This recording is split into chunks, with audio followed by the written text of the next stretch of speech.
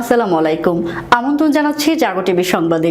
পুরো সংবাদ জুড়ে আপনাদের সাথে আছি আমি ফারহানা জেরিন সুমা। শুরুতেই জানিয়ে দেব জাগো টিভি সংবাদ শিরোনাম। গাজা যুদ্ধের 1 বছর, ইসরায়েল জুড়ে হামাস, হিজবুল্লাহ ও হুতির শত শত মিসাইল রকেট হামলা, ধুলোয় মিশে গেল Tel Aviv, Jaffa, Nahariya, Haifa, একরিক, ক্রায়ট, হাইফা সহ বেশ কয়েকটি শহর। ইসরায়েল হামলা চালালে পাল্টা হামলার 10 পরিকল্পনা ইরানের। ধ্বংসস্তূপ থেকে ফিনিক্স পাখির মতো জেগে উঠবে হামাস, আরো নতুন যোদ্ধা নিয়োগ করছে হামাস। রয়টার্সকে আরো যা বললেন খালেদ নেশান। ব্রিটেনকে পরমাণু বোমা মেরে ডুবিয়ে দেওয়ার হুঁশিয়ারি রাশিয়ার সাবেক প্রেসিডেন্ট দিমিত্রি মেদভেদেবের। যুদ্ধের মধ্যে হঠাৎ পেজেশকিয়ানের সঙ্গে বৈঠকে বসছেন প্রেসিডেন্ট পুতিন। সংহতির বিবৃতি না দিয়ে ইসরায়েলের বিরুদ্ধে পদক্ষেপ নিন, মুসলিম শাসকদের যা বললেন বিখ্যাত পাকিস্তানি আলেম তাকি উসমানী। লেবানন ও গাজার যুদ্ধের মধ্যেই এবার সৌদি সফরে যাচ্ছেন ইরানের পররাষ্ট্রমন্ত্রী। দর্শক, দেখছিলেন সংবাদ শিরোনাম, চলে যাচ্ছে বিস্তারিত সংবাদে। গাজা যুদ্ধের 1 বছর, ইসরায়েল জুড়ে হামাস, হিজবুল্লাহ ও হুতির শত শত মিসাইল রকেট হামলায় Tel Aviv, Jaffa, Nahariya, Haifa, একরিক, ক্রায়ট, হাইফা শহর ধুলোয় মিশে গিয়েছে বেশ কয়েকটি শহর। ইসরায়েলি সংবাদ মাধ্যমের বরাতে আনাদোলো এজেন্সির এক প্রতিবেদনে এ তথ্য জানানো হয়েছে। ইসরায়েলি আগ্রাসনে বিস্তৃত ছড়িয়ে পড়ছে মধ্যপ্রাচ্য জুড়ে। গাজার পর এবার তাদের মূল টার্গেট পরিণত হয়েছে লেবানন। এর পাশাপাশি ইয়েমেন, সিরিয়া ও ইরানের বিরুদ্ধেও অস্ত্রের দাপট দেখিয়ে চলেছে দখলদার রাষ্ট্রটি। বিপরীতে ইসরায়েলের বিরুদ্ধে হামলার তীব্রতা বাড়িয়েছে লেবাননের সশস্ত্র গোষ্ঠী হিজবুল্লাহ। ইরানও দিয়ে দেখে রেখেছে বড় ধরনের পাল্টা হামলার হুঁশিয়ারি। নিয়মিত হামলা চালিয়ে যাচ্ছে হামাস, হুতি ও ইরাকি প্রতিরোধ সংগঠনগুলো। সবশেষ প্রাপ্ত খবর অনুযায়ী গাজা যুদ্ধের 1 বছর পূর্তি উপলক্ষে ইসরায়েলি বিভিন্ন সামরিক বেসামরিক স্থাপনাকে লক্ষ্য করে সোমবার মধ্যরাত পর্যন্ত মোট 175টি রকেট ছুড়েছে লেবানন ভিত্তিক ইসলামী সশস্ত্র গোষ্ঠী হিজবুল্লাহ। ইসরায়েলি সংবাদ মাধ্যম চ্যানেল 12 জানিয়েছে, সর্বশেষ নাহারিয়া, হাইফা, একরিক, ক্রায়ট শহর এবং হাইফার উত্তর পূর্বাঞ্চল ছোড়া হয়েছে এসব রকেট। বরাবরের মতো ইসরায়েলি প্রতিরক্ষা বাহিনী দাবি করেছে যে লক্ষ্যবস্তুতে আঘাত হানার আগে অধিকাংশ রকেট ধ্বংস করে দেওয়া হয়েছে। বাকি রকেটগুলো আঘাত হানলেও তেমন কোনো ক্ষতি করতে পারেনি, কারণ তাদের শরীরের চামড়া যে লোহার তৈরি। প্রতিবেদনে বলা হয়েছে, এর মধ্যে একটি রকেট একটির কাছাকাছি এলাকায় স্টিল উৎপাদন কেন্দ্রের কাছাকাছি পড়েছে। সোমবার হিজবুল্লাহর পক্ষ থেকে আরেকটি হামলা চালানো হয়েছে মধ্য ইসরায়েলেও।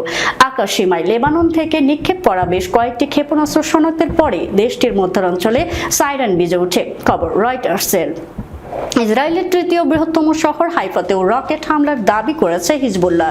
ফিলিস্তিনের স্বাধীনতাকামী সশস্ত্র গোষ্ঠী হামাসের মিত্র এই গোষ্ঠীটি দাবি করেছে হাইফার দক্ষিণে ফাদি 1 নামের একটি সামরিক ঘাঁটিতে ক্ষেপণাস্ত্র দিয়ে লক্ষ্যবস্তু করেছে যোদ্ধারা। এতে সামরিক ঘাঁটিতে থাকা সৈন্যরা হতাহতের শিকার হয়েছে। একই সঙ্গে 65 কিলোমিটার দূরে টাইবেরিয়াসে আরেকটি হামলা চালিয়েছে তারা। এদিকে 7 অক্টোবর গাজায় ইসরায়েলি বাহিনীর চলমান আগ্রাসনের 1 বছর পূর্তিতে রাজধানী তেল আবিবকে লক্ষ্য করে বেশ কিছু রকেট ছড়েছে হামাসও। এছাড়াও মধ্য ইসরায়েলের জাফা শহরে 2টি ক্ষেপণাস্ত্র নিক্ষেপ করেছে তাদের আরেক মিত্র গোষ্ঠী হুতিরা। ইয়েমেনি সশস্ত্র গোষ্ঠীটি জানিয়েছে তাদের ছোড়া ক্ষেপণাস্ত্রে একটি ছিল প্যালেস্টাইন 2 এবং সেটি তার লক্ষ্যবস্তুতে আঘাত হানতে সক্ষম হয়েছে। গোষ্ঠীটি আরো জানায় দ্বিতীয়টি একটি ধু আল ফিকার ক্ষেপণাস্ত্র ছিল, তবে এটির ফলাফল নিয়ে বিস্তারিত কিছু জানানো হয়নি। ইসরায়েল যদি হামলা চালায় তাহলে তাদের লক্ষ্য করে আবার হামলা চালানো হবে বলে নতুন করে সতর্কতা দিয়েছে ইরান। ইসরায়েলের সম্ভাব্য হামলার জন্য ইতিমধ্যে অন্তত 10টি পরিকল্পনা প্রস্তুত রেখেছে ইরান। দেশটির সেনাবাহিনীর এলিট শাখা Islamic Revolutionary Guard Corps IRGC এর বরাত দিয়ে মঙ্গলবার এক প্রতিবেদনে এ তথ্য জানানো হয়েছে।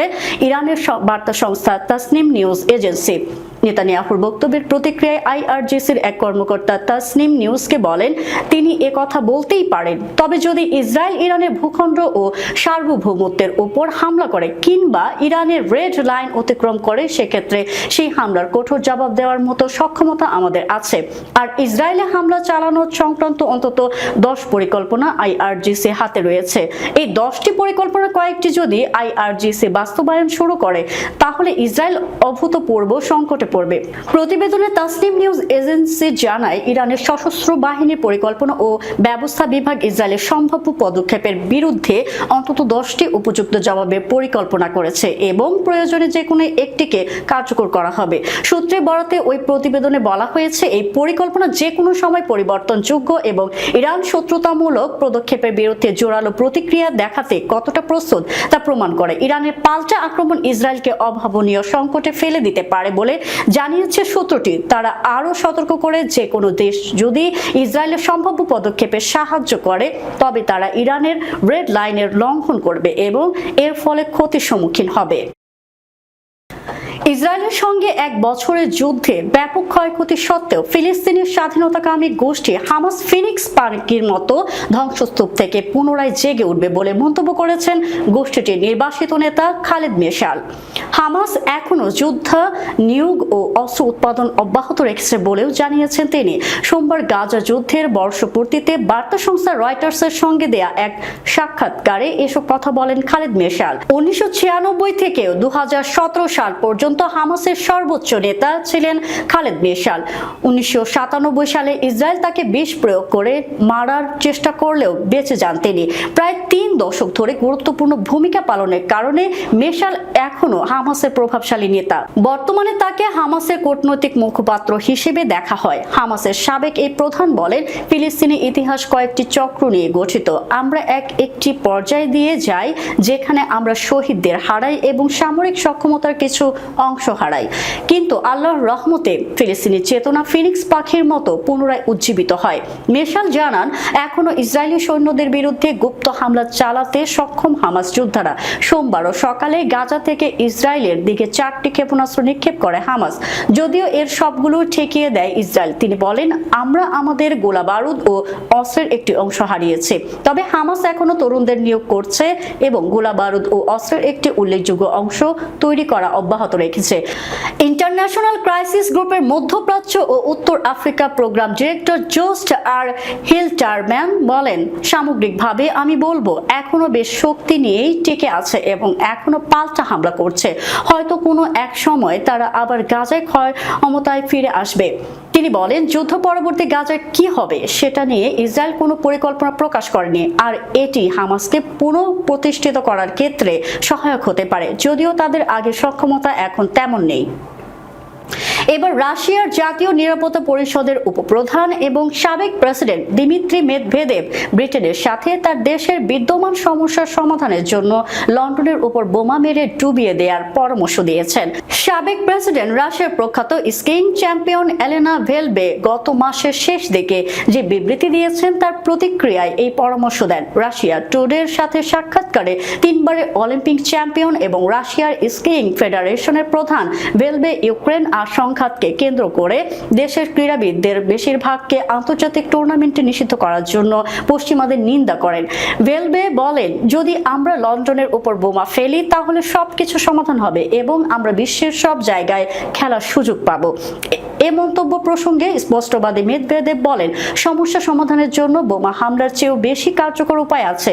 আমাদের ক্রীড়াবিদ ভেলবে লন্ডনের উপর বোমা মারার যে পরামর্শ দিয়েছেন সেটি ঠিক আছে, তবে আমাদের সমস্যার আমূল সমাধান করতে হবে এবং অ্যাংলো স্যাক্সন কুকুরের অভিশপ্ত দ্বীপটি ডুবিয়ে দিতে হবে।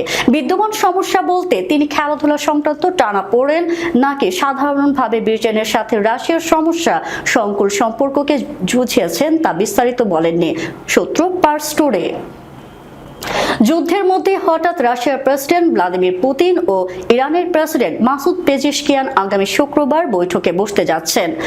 এই দুই বিশ্ব নেতা তুর্কমেনিস্তানে একটি ফোরামে যোগ দেওয়ার ফাঁকে বৈঠকে মিলিত হবেন বলে জানা গেছে। পুতিনের এক জ্যেষ্ঠ সহকারী বরাত দিয়ে এ তথ্য জানিয়েছে বার্তা সংস্থা এএফপি।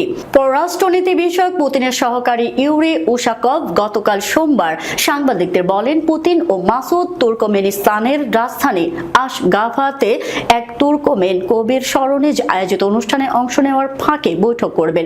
বৈঠকে দ্বিপক্ষীয় বিষয়ে আলোচনার পাশাপাশি মধ্যপ্রাচ্যের সাম্প্রতিক উত্তেজনাকর পরিস্থিতি নিয়ে আলোচনা হওয়ার কথা রয়েছে বলে জানান ইউরি উশাকভ। অষ্টাদশ শতকের কবি মাকতি মোগুলির ৩০০তম জন্মবার্ষিকী উদযাপন উপলক্ষে তুর্কমেনিস্তানের রাজধানী আশগাবাতে একত্রিত হবেন মধ্য এশিয়ার দেশগুলোর নেতারা। তবে পুতিনের এই সফর আগে ঘোষণা করা হয়নি। এর আগে গত সপ্তাহে ইরান সফর করেছেন রুশ প্রধানমন্ত্রী মিখাইল মিশুস্টিন। তেহরানে তিনি মাসুদ পেজিশকিয়ান ও first vice president Mohammad Reza আরেফের সঙ্গে বৈঠক করেছেন। তবে পুতিন পেজিশকিয়ানের অনুষ্ঠিতব্য বৈঠকটি অন্তত গুরুত্বপূর্ণ বলে মনে করছেন বিশ্লেষকরা, কারণ বৈঠকটি এমন এক সময় হচ্ছে যখন ইসরায়েলের লেবাননে ইরান সমর্থিত হিজবুল্লাহকে লক্ষ্য করে তীব্র বোমাবর্ষণ চালাচ্ছে এবং রাশিয়া তাদের কিছু নাগরিককে সেখানে থেকে সরিয়ে নিয়েছে। এদিকে চলতি মাসে উদীয়মান অর্থনীতির দেশগুলোর জোট ব্রিক্সের সম্মেলনে যোগ দিতে রাশিয়া যাওয়ার কথাও রয়েছে মাসুদ পেজেশকিয়ানের। ওই সময়েও দুই নেতার মধ্যে বৈঠক হওয়ার সম্ভাবনা রয়েছে। সোমবার করাচিতে জাতীয় প্যালেস্টাইন সম্মেলনে ফিলিস্তিনিদের নিয়ে তার চিন্তার কথা তুলে ধরে বলেন, মুসলিম শাসকরা মার্কিন যুক্তরাষ্ট্রের দিকে তাকিয়ে আছে, অথচ পুরো জাতি ফিলিস্তিনের জনগণের পাশে দাঁড়িয়েছে। কারণ ফিলিস্তিনিদের যে কোনো স্তরে সাহায্য করার দায়িত্ব প্রত্যেক মুসলমানের উপরই বর্তায়। ফিলিস্তিনিদের প্রতি কেবল সংহতি না জানিয়ে জরুরি পদক্ষেপ গ্রহণ করা প্রয়োজন বলেও মনে করেন এই ইসলামিক চিন্তাবিদ। তার মতে, ইসরায়েলকে নিরীহ ফিলিস্তিনিদের বিরুদ্ধে নৃশংসতার উপযুক্ত জবাব দেওয়ার জন্য প্রকৃত দায়িত্ব ইসলামী শাসকদের উপর বর্তায়। শুধু সংহতির বিবৃতি না দিয়ে তাদের উচিত বাস্তবিকভাবে জরুরি পদক্ষেপ গ্রহণ করা। তিনি আরো বলেন, ইসরায়েল হামাসকে শেষ করতে এসেছিল, কিন্তু এখন বিশ্বের সামনে বিব্রতকর অবস্থায় পড়েছে তারা। ফিলিস্তিনি পরিস্থিতির পরিবর্তন হবে বলেও আশাবাদ ব্যক্ত করেন তিনি। লেবানন ও গাজায় ইসরায়েলি আগ্রাসনের জেরে এবার সৌদি আরব সফর করবেন ইরানের পররাষ্ট্রমন্ত্রী আব্বাস আরাকচি। এর আগে তিনি লেবানন ও সিরিয়ার সফর করেন। ইরানের আধা সরকারি ISNA নিউজ এজেন্সির বরাতে মঙ্গলবার এক প্রতিবেদনে এ তথ্য জানিয়েছে আল জাজিরা। এতে বলা হয়েছে, গাজা ও লেবাননে ইসরায়েলের অপরাধ বন্ধ করার বিষয়ে আলোচনা এ সফরের এজেন্ডায় রয়েছে। মঙ্গলবার থেকে শুরু হওয়া এই সফরে তিনি ওই অঞ্চলের অন্যান্য দেশও ভ্রমণ করবেন। এর আগে শনিবার সিরিয়া সফরে যান আরাকচি। ইরানের পররাষ্ট্র মন্ত্রণালয় বলছে, আব্বাস আরাকচি সিরিয়ার কর্মকর্তাদের সঙ্গে আঞ্চলিক উন্নয়ন এবং দ্বিপাক্ষিক সম্পর্ক নিয়ে আলোচনা করতে দামেস্কে গিয়েছেন। তার আগের দিন শুক্রবার লেবানন সফরে যান ইরানের পররাষ্ট্রমন্ত্রী আব্বাস আরাকচি। তিনি বৈরুতের রফিক হারিরির আন্তর্জাতিক বিমানবন্দরের পৌঁছানোর কয়েক ঘন্টা আগে এর আশেপাশে ভয়াবহ হামলা চালায় ইসরায়েল। দর্শক, যাবার আগে জানিয়ে দিব শিরোনামগুলো আরো একবার। গাজা যুদ্ধের 1 বছর, ইসরায়েল জুড়ে হামাস, হিজবুল্লাহ ও হুতির শত শত মিসাইল রকেট হামলা। ধুলোয় মিশে গেল Tel Aviv, Jaffa, Nahariya, Haifa, একরিক, ক্রায়ট, হাইফা সহ বেশ কয়েকটি শহর। ইসরায়েল হামলা চালালে পাল্টা হামলার 10 পরিকল্পনা ইরানের। ধ্বংসস্তূপ থেকে ফিনিক্স পাখির মতো জেগে উঠবে হামাস, আরো নতুন যোদ্ধা নিয়োগ করছে হামাস। রয়টার্সকে আরো যা বললেন খালেদ মেশাল। ব্রিটেনকে পরমাণু বোমা মেরে ডুবিয়ে দেওয়ার হুঁশিয়ারি রাশিয়ার সাবেক প্রেসিডেন্ট দিমিত্রি মেদভেদেবের। যুদ্ধের মধ্যে হঠাৎ পেজেশকিয়ানের সঙ্গে বৈঠকে বসছেন প্রেসিডেন্ট পুতিন। সংহতির বিবৃতি না দিয়ে ইসরায়েলের বিরুদ্ধে পদক্ষেপ নিন, মুসলিম শাসকদের যা বললেন বিখ্যাত পাকিস্তানি আলেম তাকি উসমানী। লেবানন ও গাজার যুদ্ধের মধ্যেই এবার সৌদি সফরে যাচ্ছেন ইরানের পররাষ্ট্রমন্ত্রী। এই ছিল এখনকার মতো। আমাদের পরবর্তী সংবাদ দেখার আমন্ত্রণ জানিয়ে শেষ করছি। ধন্যবাদ সবাইকে। আল্লাহ হাফেজ।